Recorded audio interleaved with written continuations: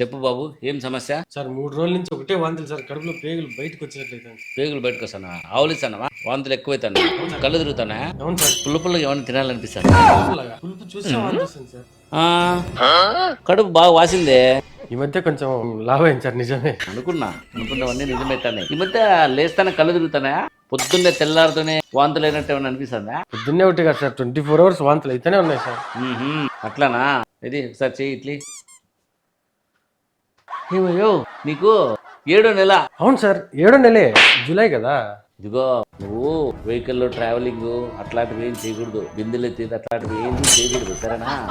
అవును సార్, అసలు ఏదైనా బరువులు ఎత్తుతానే వాంతి అవుతుంది సార్. కార్లో కూర్చుంటే అసలు వాంతులు అయితేనే ఉన్నాయి సార్.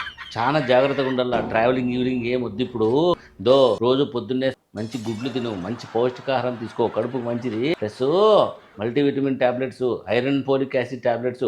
స్కానింగ్ చేయించుకున్నావా నువ్వు? స్కానింగ్ లేదు సార్, నేను చేయించుకోలేదు సార్. స్కానింగ్ చేయించుకో, మంచిది. ఇంకెంతలే, 2-3 నెలలు అంతే. 7వ నెల కదా, 8, 9. ఇంకా 2-3 నెలల్లో తగ్గిపోతుంది. అక్టోబర్ కల్లా తగ్గిపోతాయిలే. ఏం సార్ విచిత్రంగా వాంతులు తగ్గిమని వస్తే ఇంకా 2 నెలలు 3 నెలలు అనుకుంటా మీరు. కోప్పడద్దు, ఆవేశపడద్దు, టెన్షన్ పడద్దు. ఇవన్నీ మంచివి కాదు. కడుపు చెడిపోతుంది, అర్థమవుతుందా? స్వామి, నాకు ఆ మందులు ఏంటో రాసి స్వామి. ఏదో నాకు ప్రెగ్నెన్సీ వచ్చింది అన్నట్లు చెప్తున్నావు. నా పెళ్ళాగినంటే నాకు మెత్తగా కొడుతుంది సార్. నువ్వు ప్రెగ్నెంట్ కాదా? అప్పటి నుంచి అన్ని కరెక్ట్గా చెప్తాను. కడుపుని వచ్చిందంటే 7వ నెల అంటాను, వాంతులు అవుతానంటే నువ్వు అంటాను, బరువులు ఎత్తదంటే ఎత్తనంటాను. అన్నీ నువ్వు ప్రెగ్నెన్సీకి వచ్చినట్టు చెప్తాను నువ్వు. నువ్వు డాక్టరేనా ఇంతకీ? అయ్యో, నువ్వు గట్టిగా అరుస్తాను. మా సార్ బాత్రూమ్ పోయినాడు. మా సార్ వచ్చే లోపల నేను లేచి వెళ్ళిపోతాను.